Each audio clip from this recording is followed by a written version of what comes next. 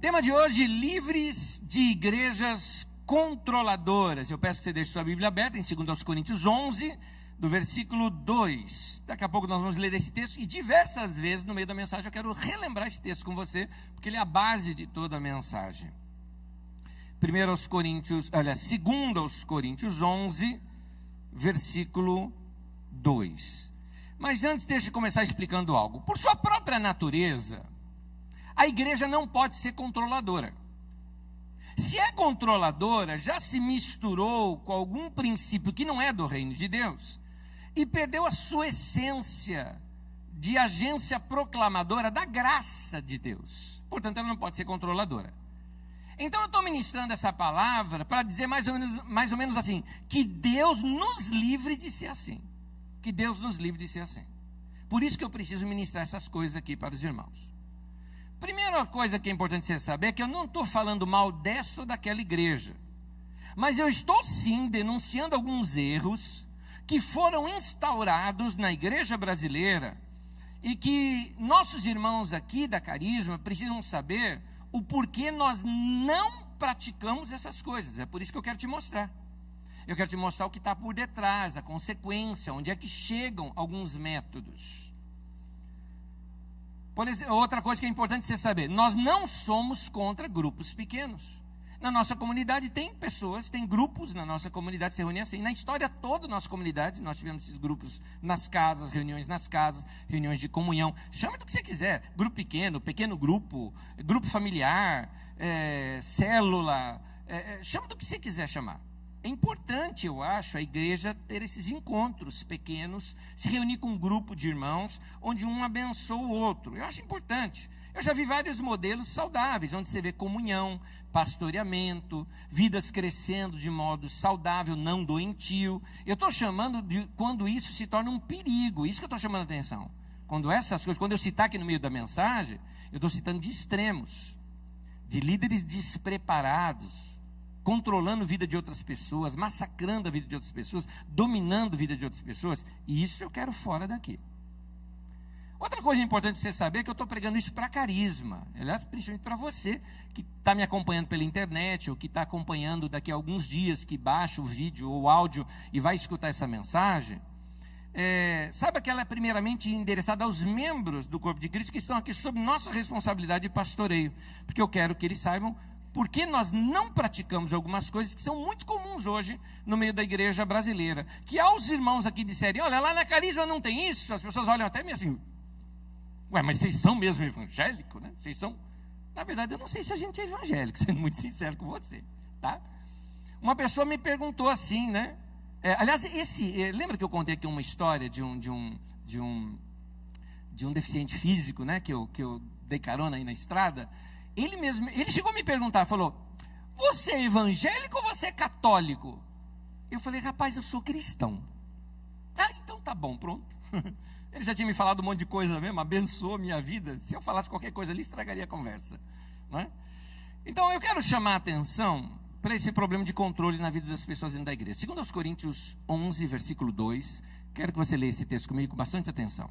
Olha o que o texto diz: o que receio e quero evitar, disse Paulo para a igreja aos Coríntios, é que assim como a serpente enganou a Eva, quando você pensa a serpente enganou a Eva, qual figura vem na sua cabeça? Pode falar. O diabo, não é? Então você já imagina que é o diabo. Sabia que não? Nesse texto não está falando disso. Vou te explicar já já. Que assim como a serpente enganou a Eva com astúcia, a mente de vocês, ele está falando: eu receio que a mente de vocês seja corrompida e você se desvie da sua sincera e pura devoção a Cristo. Meu irmão, acredite, pode checar depois, se você quiser, pega em casa, faz uma leitura do texto anterior, do texto posterior a esse versículo. O texto aqui não está falando do diabo, o contexto são de falsos líderes no meio da igreja, que enganam a igreja com a sua astúcia, corrompem a mente das pessoas, ou seja, tira das pessoas a capacidade de julgar, de pensar. Eles dominam, quase que hipnotizam as pessoas para fazer o que eles querem que as pessoas pensam e façam. E leva-os a se desviar da sua sincera e pura devoção a Cristo. E aí as pessoas perdem a sinceridade, perdem a pureza. Por que pureza? O que é quando um produto desse é puro? Olha aqui eu estou tomando água pura. Se você colocar qualquer outra coisa aqui na água, ela já não é mais pura. Então é uma coisa misturada. Mas Anete, você não vê coisa de Deus em algum desses movimentos? Vejo, mas está misturado. Tem coisa de Deus e tem coisa de marketing de rede no meio. São princípios que não tem nada a ver com a igreja. São coisas misturadas que acabam infiltrando no meio da igreja. E perdem a devoção a Cristo, como diz o texto aqui. Não tem mais aquele coração devoto a Cristo. Tem agora a obediência ao líder, obediência à regra. Por isso a figura, coloca de novo o título da mensagem para mim, por gentileza. Por isso eu usei essa figura. Gente que foi dado corda neles e eles andam certinho, como um grande exército. Esse termo é muito usado, não é? Porque são manipulados. Quais são essas características de uma igreja dominadora? Por que eu estou falando isso? Porque eu não quero isso aqui. É por isso que eu estou falando. Primeira coisa, então, eu quero aqui te alertar de algumas coisas, por isso eu vou te falar assim, cuidado. 3 cuidados aqui que eu vou lançar para você. Primeiro deles, cuidado quando a sua fala é controlada. Cuidado. Grupos assim têm a sua própria linguagem de gueto. Toma cuidado com esses lugares que têm termos próprios, porque isso pode alienar você do mundo, fazendo você viver somente para aquele mundinho da igreja. Não é novidade essa coisa de linguagem própria no meio evangélico, até porque a gente já tem termos até muito bem conhecidos, né, no meio da igreja evangélica. Por exemplo, nós mesmos, por muito tempo, falamos o evangeliquez, não é? A pessoa se convertia, ela tinha que reaprender agora. Bom dia, não é bom dia, é a paz do Senhor, não é? Aí o cara fala, ô meu, legal, que legal, cara, isso é coisa do mundo, é que bênção, não é? Tô fora, não é tô fora, é tá amarrado. E aí, cara, que aí, cara, é? Como vai, varão? Não é? Ou aquela, você vê alguém tocando bem, ou dando uma boa palestra, algo parecido, você fala, cara, você é bom no que faz. Não é isso que se fala, é assim, você é um vaso. E mulher, como é que fica? É uma vaza, não é? Como é que é o negócio? Mas tudo bem, mas hoje existem termos novos. Linguagem única, e até costuma fascinar os novos participantes, porque imagina, você chega num meio, você precisa aprender a falar a linguagem dali do meio, não é? Há pouco tempo atrás, eu não era nem um pouco do ramo, né? Fui trabalhar junto lá com o Espino, o pessoal da gráfica, depois publicidade e tudo mais. Aí eu tinha que começar a falar, eu tinha que saber o que era print, o que era a questão das cores, e tinha todos uns dados e uns detalhes isso aqui é um BOPP e tal. Eu falava, gente, o que é isso? Vocês falam grego para mim. Para não me sentir assim, fora da turma, eu tive que aprender os termos dali. Assim você fez na sua empresa e tudo mais. O caso é que algumas igrejas têm também novos termos nesse nosso dicionário da língua evangeliqueza, né? Que quem passou por esses movimentos conhece, e quem não é dos guetos não conhece. Por exemplo, quem já participou desses movimentos conhece algumas palavras que eu vou dizer agora. Se você nunca participou, você nunca talvez ouviu algumas delas. Por exemplo, já até alguns de vocês estão cheios dessas palavras. Ganhar, consolidar, discipular, enviar, almas, células, peniel. Sabe o que é peniel? Não dá um pedala, Robinho. Honra, conquista, ser modelo, unção apostólica, atos proféticos, Israel se fala muito nesses lugares, mãe de multidões, pai de multidões, conquista da nação, mover celular. Meu iPhone ficou ali, ó. Eu devia ter trazido ele para mover celular. Riquezas, nobreza, prosperidade, recompensa, multidão, Encontro, reencontro, pós-encontro, pré-encontro, encontro de níveis, confronto, primeira geração dos 12, segunda geração dos 12, toque de chofar, cobertura espiritual, resultado, resultado, resultado, resultado e resultado. Esses termos novos são uma forma sutil de controlar. George Orwell, no seu livro 1984, conta a história do Grande Irmão. O Grande Irmão, ou The Big Brother, é daí que vem o nome? O que sabe de tudo, espiona tudo, seria um grande líder mundial. E um dia ele está numa conversa com um dos seus auxiliares e ele conta sua grande estratégia de dominar o mundo. Ele fala, eu vou criar uma nova língua e nós, no mundo inteiro, vamos falar essa única língua. O cara fala, mas como assim? Como você vai dominar o mundo todo somente criando uma nova língua? E ele fala, minha estratégia está aí. Como o povo vai pensar em liberdade se nessa nova língua não tiver nenhuma expressão que consiga explicar o que é liberdade?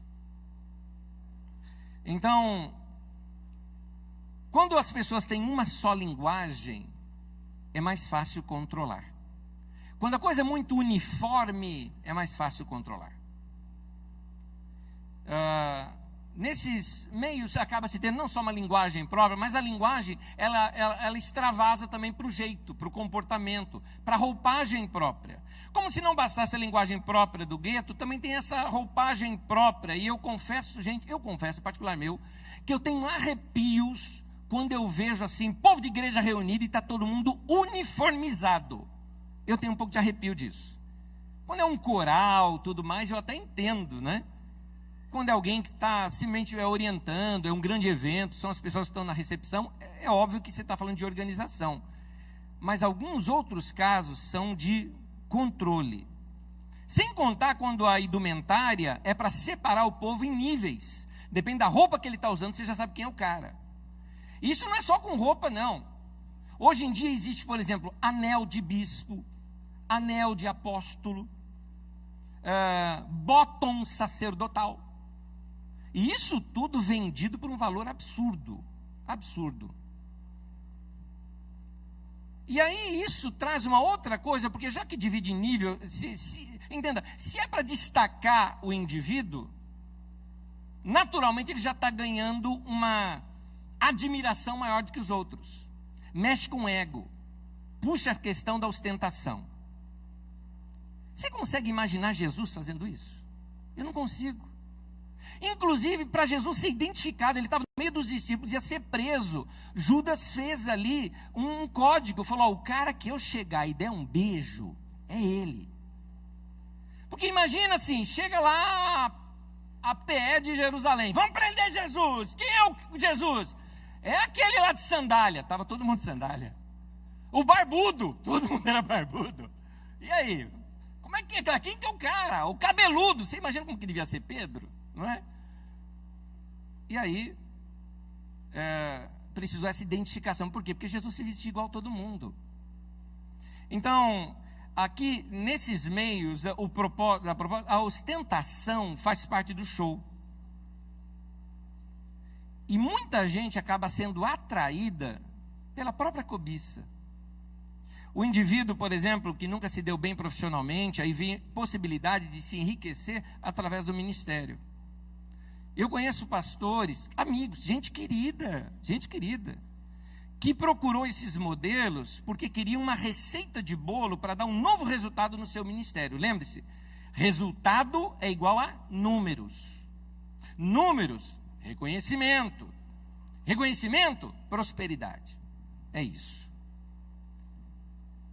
Então se explora muito esse momento de fraqueza desses novos adeptos.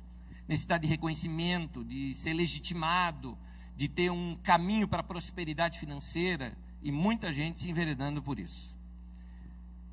E alguns desses encontros, você não pode ir com qualquer roupa não, principalmente se for de pastor. Alguns desses encontros para pastores e líderes de níveis, como se chama, você usa traje de primeira linha. Tem mais. Você tem que se hospedar em hotel de primeira linha, que já quem está organizando o evento já preparou para você. Claro que levando uma boa grana por detrás. E é uma ostentação que chega a ser escandalosa.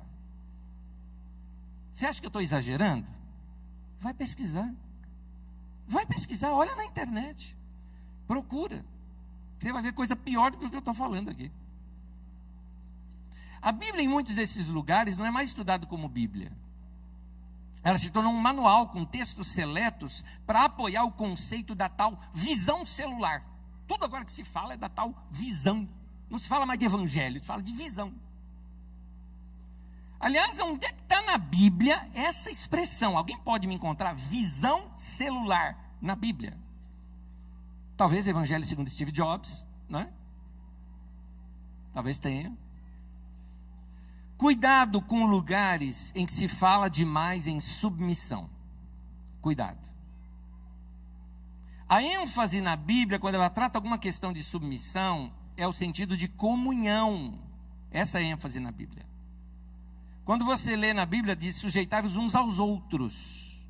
Então, cuidado com lugares que fala demais em submissão. Em Atos 2:46, diz assim: eles partiam o pão em suas casas e juntos participavam das refeições com alegria e sinceridade de coração. Você nota uma leveza nesse texto? Por que o povo se reunia em casa? Porque foi mandado, e quem não participar das reuniões pequenas não pode fazer nada e está fora da visão. Você vê alguma coisa disso nesse texto? Você não nota uma espontaneidade das pessoas quererem estar juntas, é por isso que eles estavam reunidos? Não era para controlar a pessoa, era algo espontâneo. O que eu vejo na igreja brasileira é que são muitos métodos impostos pela liderança para se ter um maior controle da igreja. E aí, a partir daí, controla tudo, meu querido. Se você caiu nessa rede, você passa a ser controlado. Controla o seu dízimo, se você dá e se você não dá. Porque agora você dá o dízimo ali para o seu líder de célula, que você está ali, o cara cuida só de 10, 12 pessoas ali, então é fácil ele saber. Então, o dízimo vira imposto, né? Vira imposto. Controla a frequência das pessoas, você não pode faltar em nenhuma reunião, que você é cobrado. Se você visitar outra igreja e saberem disso, você vai ver, vai ver. Isso tudo vira uma cadeia de comando com o autodenominado apóstolo no topo da cadeia. E isso dá muito poder para quem está no topo, facilita a manipulação. Nesses lugares se usa muito a palavra honra. Entenda que a palavra honra não foi tirada do contexto bíblico de honra. A Bíblia fala de honrar o líder? Fala. Como fala para honrar pai e mãe. Como é que você honra seu pai e sua mãe? Você sabe. Eu preciso te explicar? Você sabe. Você sabe o que é honrar pai e mãe? Da mesma forma, você tem que honrar seus líderes. Ser grato a Deus por eles. Eu falo com tanta honra dos meus pastores, das pessoas que pastorearam minha vida, das pessoas que me abençoaram. Eu falo com honra, falo com carinho. Isso é honrar. Isso é honrar. Agora, em nenhum lugar está dizendo que honrar é ficar dando dinheiro para o indivíduo. Honra para eles tem a ver com dinheiro e com glamour.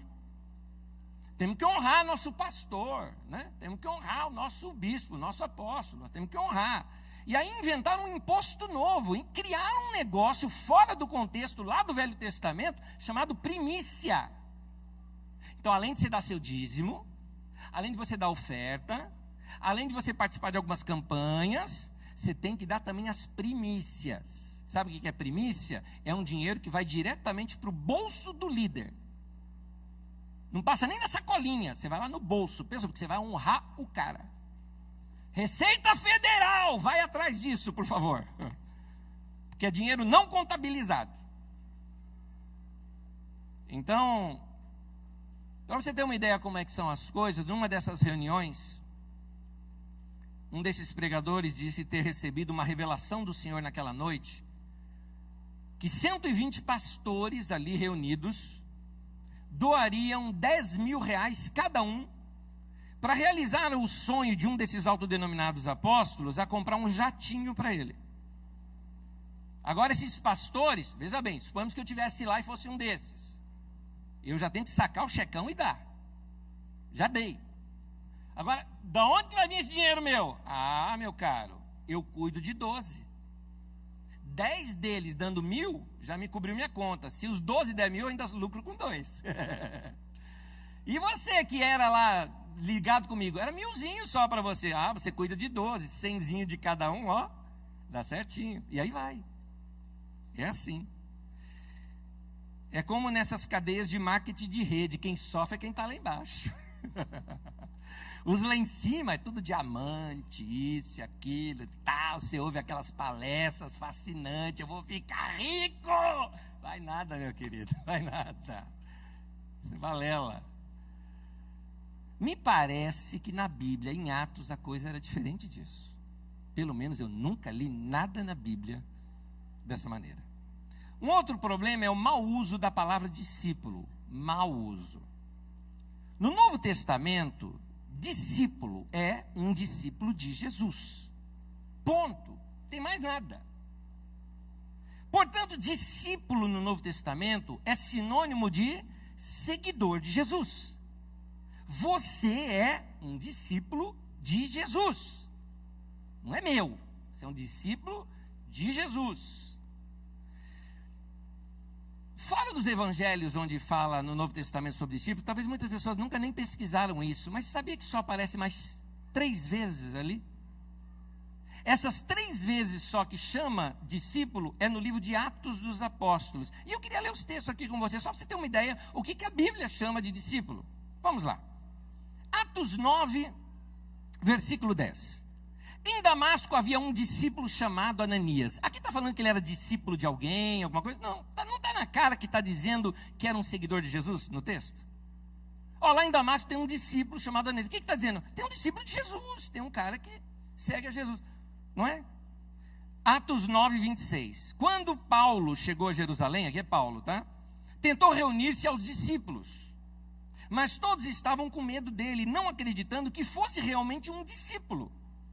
De novo está falando que seguidor de Jesus. Atos 16, 1. Chegou a Derbe e depois a Listra, onde vivia um discípulo chamado Timóteo. Eles eram discípulos de Jesus, queridos. Então a expressão meu discípulo, ela é forjada fora da Bíblia. Não tem na Bíblia. Porque isso se usa muito. Esses aqui são os meus discípulos. Eu acho de uma soberba, de um orgulho. Porque que somos nós pastores? Lembra que eu falo que é pastor? Pastor não é dono do rebanho, ele é contratado pelo dono do rebanho para cuidar do rebanho para o dono, não é? Não pode ter um caso de amor com as ovelhas, entendeu? Não pode pegar as ovelhas para si e roubar do dono, não pode. Nós somos empregados, entendeu? É isso que nós somos. Então, os discípulos são de Jesus, não são nossos. Ainda por cima, acaba criando nesses meios uma ideia de aliança incondicional do discípulo com o discipulador. Você faz uma aliança.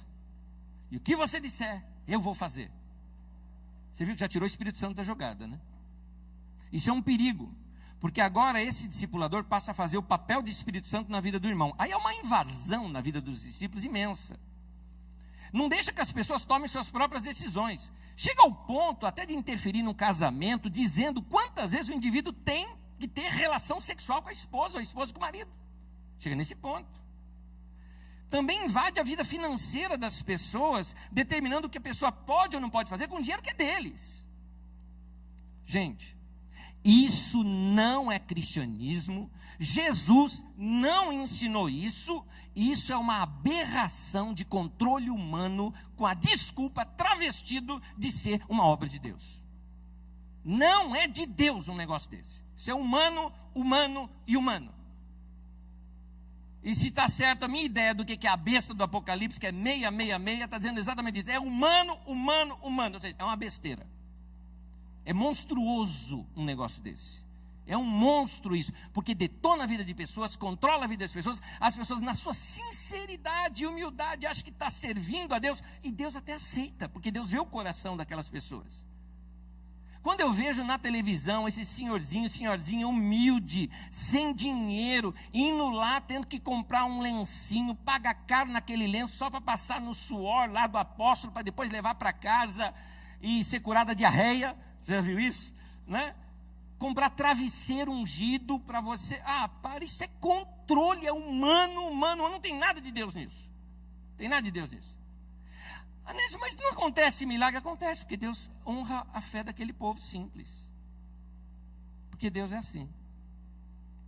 Aliás, esse controle, se com um casado, já na sua vida adulta, que tem família própria e tal, já existe esse abuso, tadinho de vocês que são solteiros. Tem um negócio novo agora chamado corte, cortejar. Não pode mais namorar, agora é corte. Aliás, que nominho feio, né? Cá entre nós. Não pode pegar na mão, tem que pedir permissão para o líder, algumas vezes até vai contra a decisão da própria família. E se namorar a moça de outra igreja, está em pecado, que é julgo desigual. Então é um controle. Agora, é interessante que a maioria desse pessoal que está hoje impondo isso sobre os outros, não namoraram desse jeito, não. Isso me faz lembrar uma vez que eu estava numa reunião de pastores, e um pastor já idoso, tudo mais, com todo respeito a ele que eu tenho, mas eu não podia concordar com o que ele estava falando. O cara veio defender que relação sexual no casamento é só para procriação. Se não for para procriação, é pecado. Gente, eu estava há 1 mês do meu casamento. Você imagina como é que eu me comportei, né? Cheguei para ele, para você que já está mais idoso, é fácil falar um negócio desse. Né? Já curtiu tua mulher, já tudo bem, né? E agora não vai mais fazer filho, aí você pode, né? Mas agora imagina eu, filho de baiano, sangue quente, guardei minha virgindade para o casamento. Você imagina a expectativa que eu estou, indivíduo. Você vem me falar, para, não dá.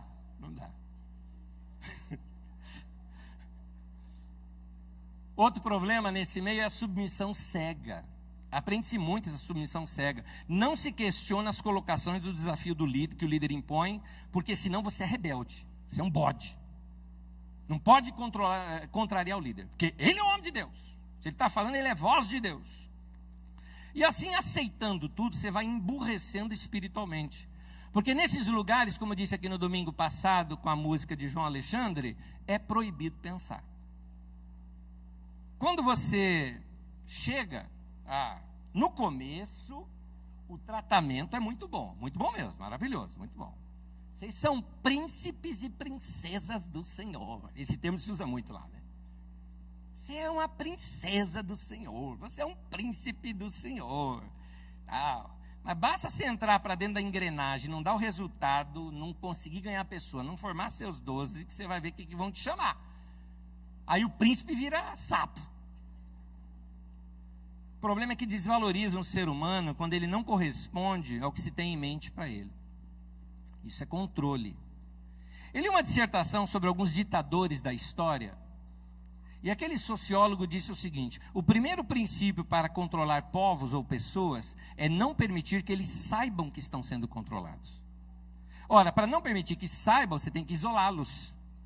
Por isso, essas pessoas não podem ler qualquer livro, só pode ler os livros que são recomendados por eles.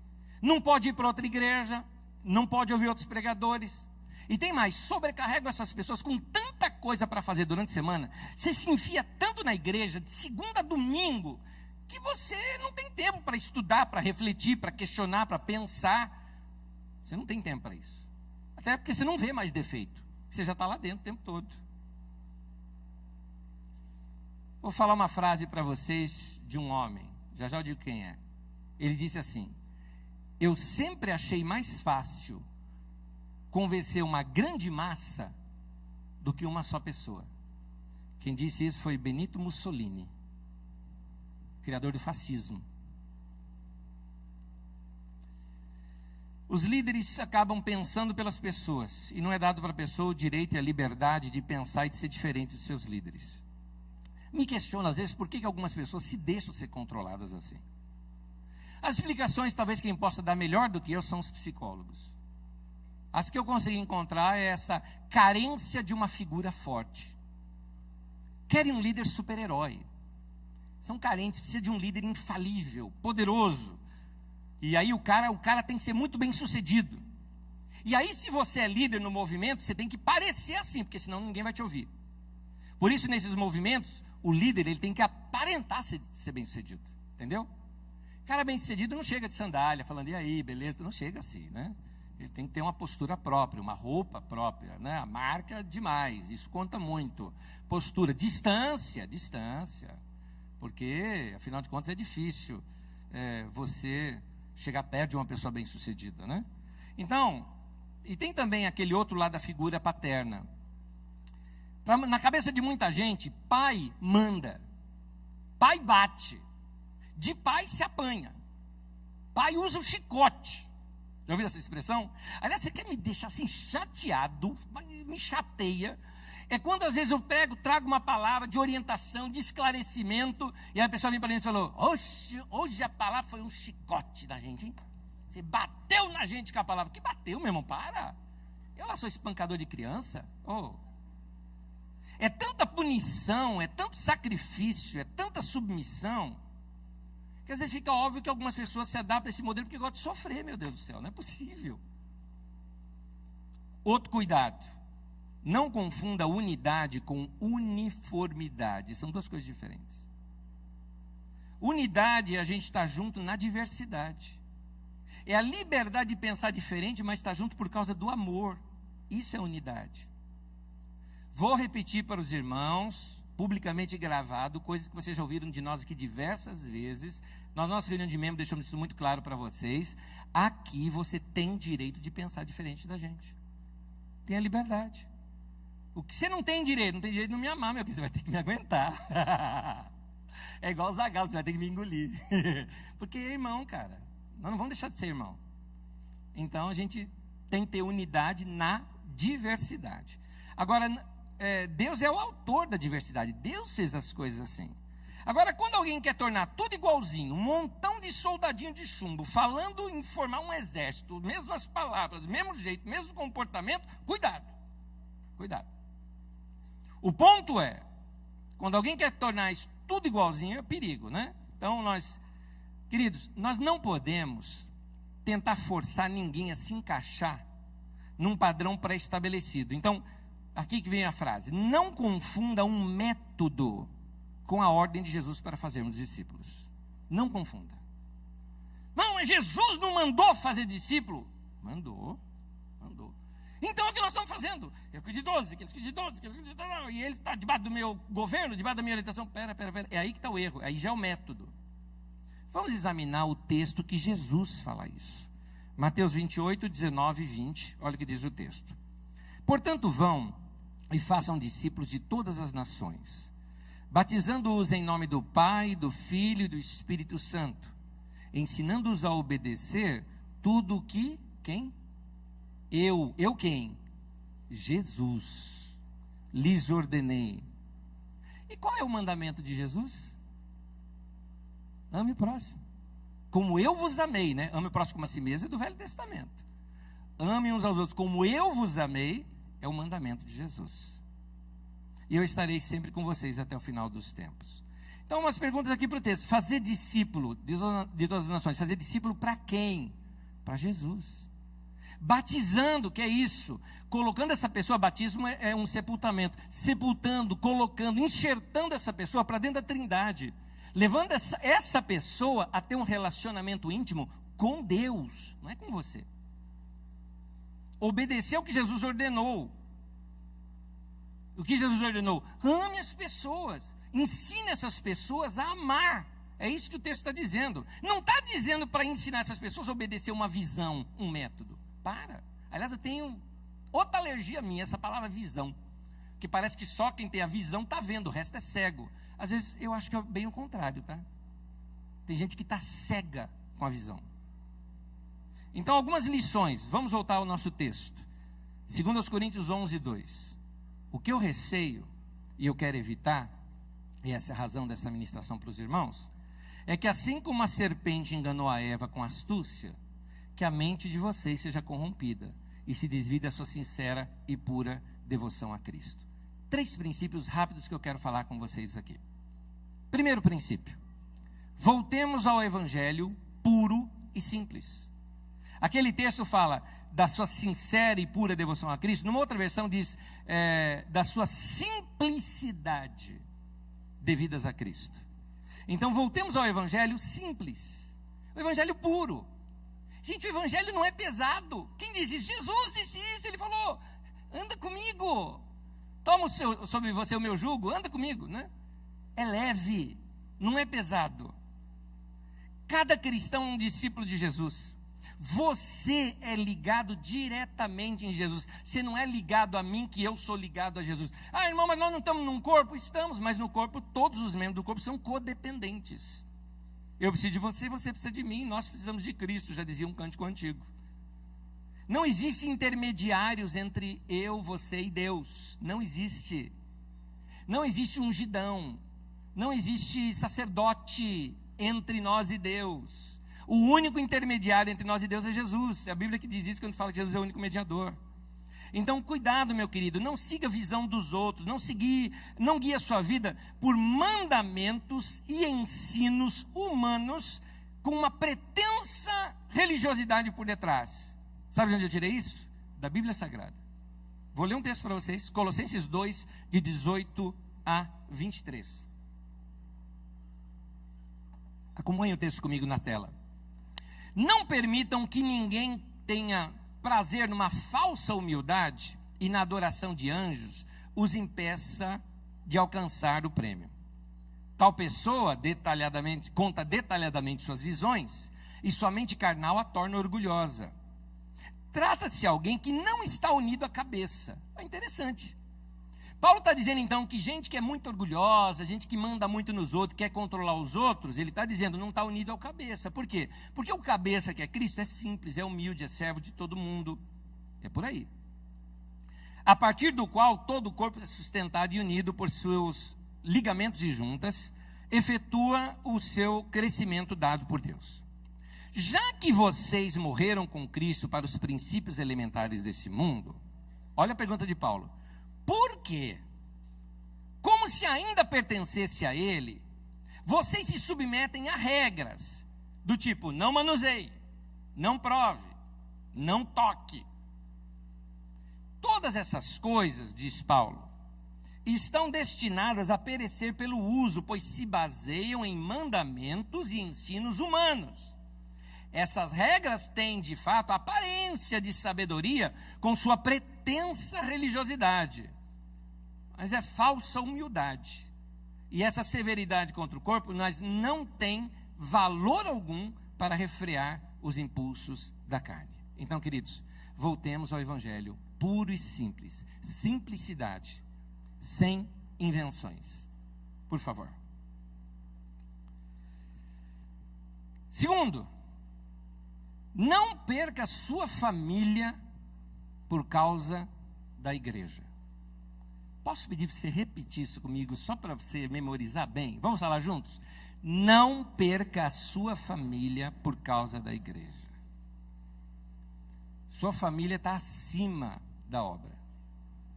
Mas, Anésio, Jesus não fala que quem não abandonar pai e mãe por amor de mim não é digno de mim? Meu irmão, o texto até tem outra explicação, mas eu vou me deter nessa afirmação do texto.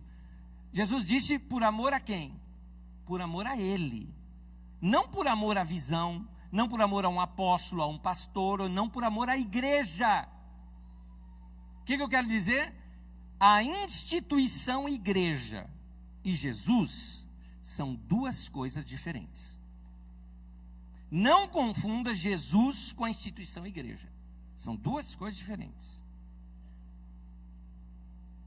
Então muita gente fala, não, Anésio, mas assim, eu tenho que pregar o evangelho. Jesus mandou ganhar almas. Minha família não quer vir comigo, então eu abandono minha família e vou pregar o evangelho, eu vou ganhar alma. Eu te respondo com uma palavra de Jesus.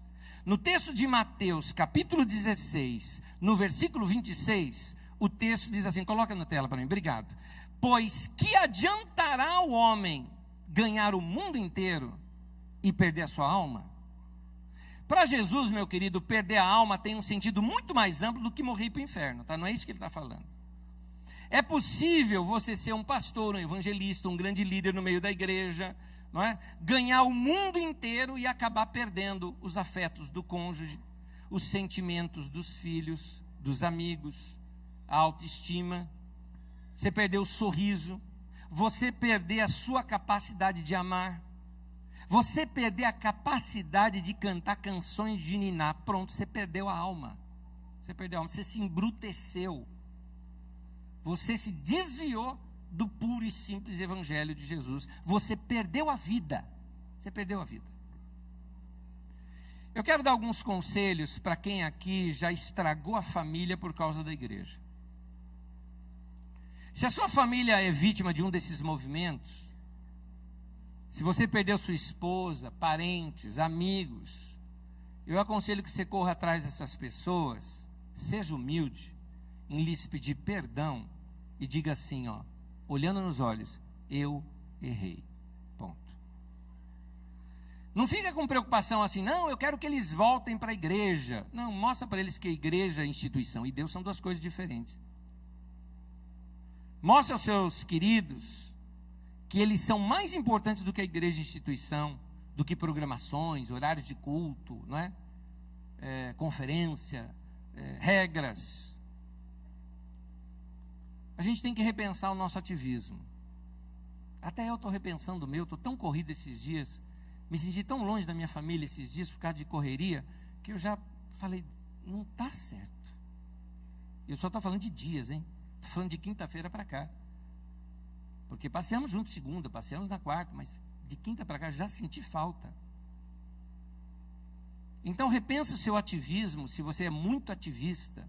Tem algumas pessoas que elas mergulham dentro da igreja e perdem relacionamentos. Separe alguns finais de semana, vai levar tua esposa no cinema.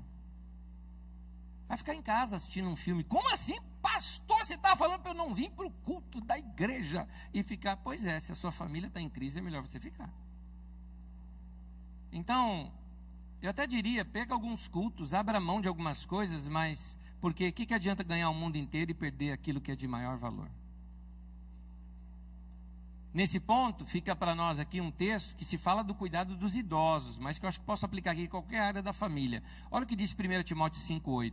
Se alguém não cuida dos seus parentes, especialmente da sua própria família, negou a fé e é pior que um descrente. Então, gente que se enfia dentro da igreja e perde marido, perde esposa, perde... Não pode, não pode. Você é amigo dos seus filhos?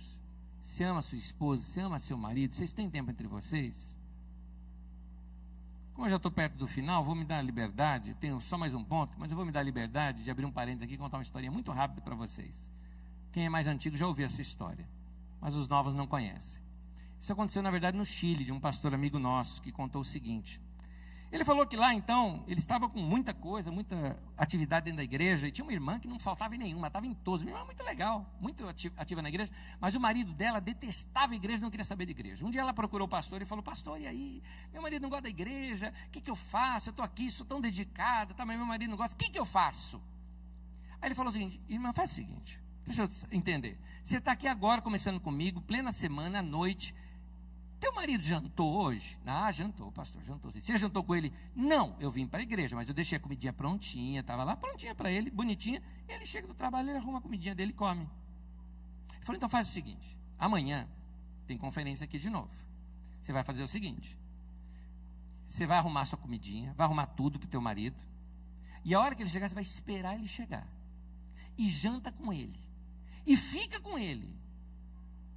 E não vem para cá se não for sem ele. Se não for com ele. Se for sem ele, fica em casa. Tá bom. Seguiu. Muito bem. Maridão chegou do trabalho.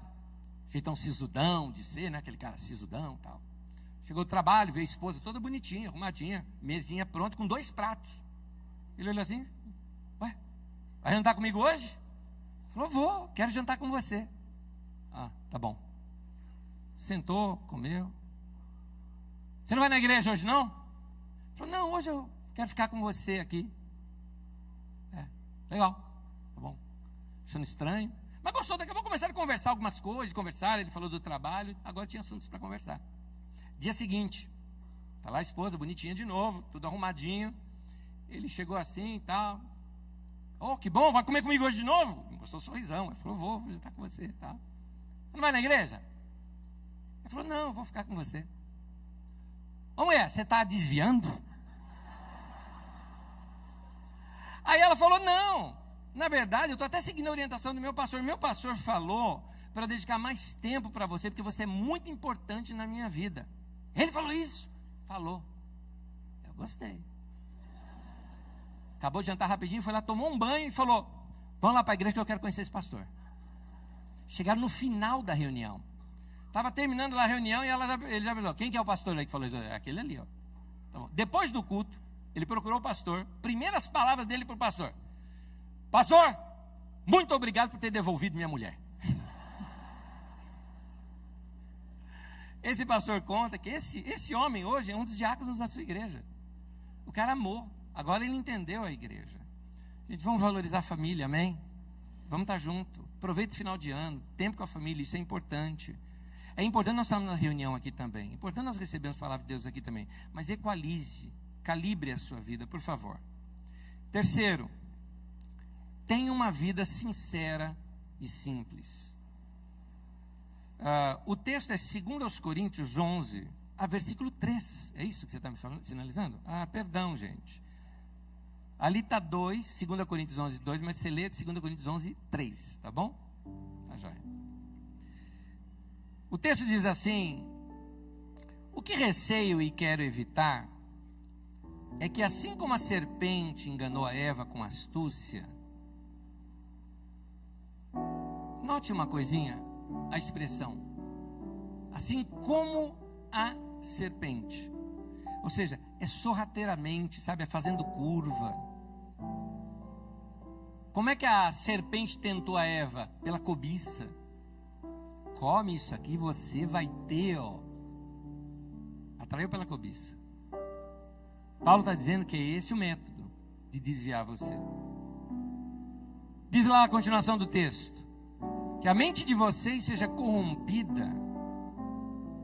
O que é isso, uma mente corrompida? Você não pensa mais, você só obedece, você não questiona, não checa a escritura e também não segue aquela orientação que o Espírito Santo te dá quando você sente paz. E aí o texto continua: e que você se desvie da sua sincera e pura devoção a Cristo. Você perde a sua sinceridade. Para terminar, eu queria te aconselhar o seguinte, meu irmão: nunca minta para você mesmo, por favor. Não se engane. Seja honesto com você mesmo. Pode notar que qualquer pessoa que já teve presas algumas desses movimentos controladores, depois eles falam assim: eu notava umas coisas assim, mas não deu atenção para isso que você notava, que não era bom. Reconheça seus pecados, seus orgulhos. Se você é líder e está me ouvindo, reconheça esse desejo de domínio, esse desejo pela fama, esse desejo pelo dinheiro, esse desejo por prestígio, desejo por título. Que coisa mais besta. Você vai cumprimentar o cara, né? E aí, Joãozão, beleza? Joãozão não, Pastor João. Tá bom. Aí você aprende a chamar o cara de pastor. E aí, pastor, beleza? Pastor não, bispo. E aí, bispo, beleza? Isso não, apóstolo. E aí, apóstolo, beleza? Apóstolo não, deputado. Né?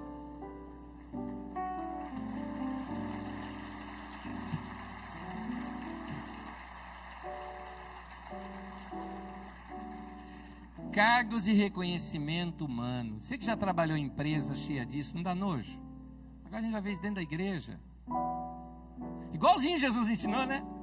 Jesus fala assim, ó: no mundo vocês têm pessoas que dominam sobre eles, uns dominam sobre os outros. Entre vós não será assim. Quem quiser ser o primeiro, seja o servo de todos. Desejo por bajulação, desejo por privilégio. Meu irmão, se você está tentado a isso, foge disso. Volte à simplicidade e à pureza devidas a Cristo. Volte ao evangelho puro e simples. Meu conselho para terminar: siga o seu mestre. Você é discípulo de alguém que andava de sandália, que amava os pobres e que fugia de holofote. A hora que quiseram tornar ele um grande político, um grande rei, ele fugiu e caiu fora.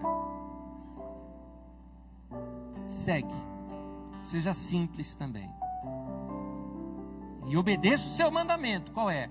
Ame as pessoas como ele também amou. Amém? Faça isso, como Jesus disse, faça isso e viverás. Deus abençoe você, em nome de Jesus.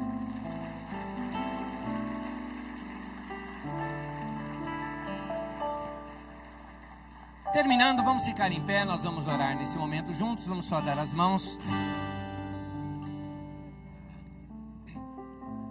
No meu relógio nós passamos 2 minutos aqui do horário, me perdoem, ainda vou melhorar.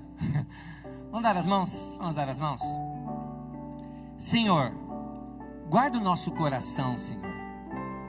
Não permita que a concupiscência dos olhos, a soberba da vida, não permita que o amor ao dinheiro venha gerar tantos males na nossa vida. Não permita que nada disso seja instaurado no nosso coração, gerando tantos males na nossa vida. Torna o nosso coração simples. Que os meus irmãos que têm uma boa condição financeira, que sejam simples no coração, sejam generosos. Que meus irmãos que não têm uma boa condição financeira, que não cobicem as dos ricos, mas que sejam simples e felizes, do jeito que são. Que nós aprendamos a te servir de todo o coração, te amar de todo o coração e te servir com simplicidade para o resto da nossa vida. Não permita, ó Deus, que o nosso coração se desvie da simplicidade e pureza devida a Cristo, nem que o nosso entendimento seja corrompido pela astúcia de pessoas que nos induzem ao erro. Senhor, torna-nos cada vez mais discípulos fiéis ao Senhor, que sigamos ao Senhor de todo o nosso coração, e que as pessoas, ao andarem conosco, possam perceber e ver Jesus em nós, sem dizer uma só palavra. Nos ensine a ser luz no mundo. Em nome de Jesus, nós te pedimos isso. Amém, amém, amém. Domingo que vem estamos aí de novo. Deus abençoe você. Bênção na tua vida, na tua casa. Vai viver tua vida. Deus abençoe.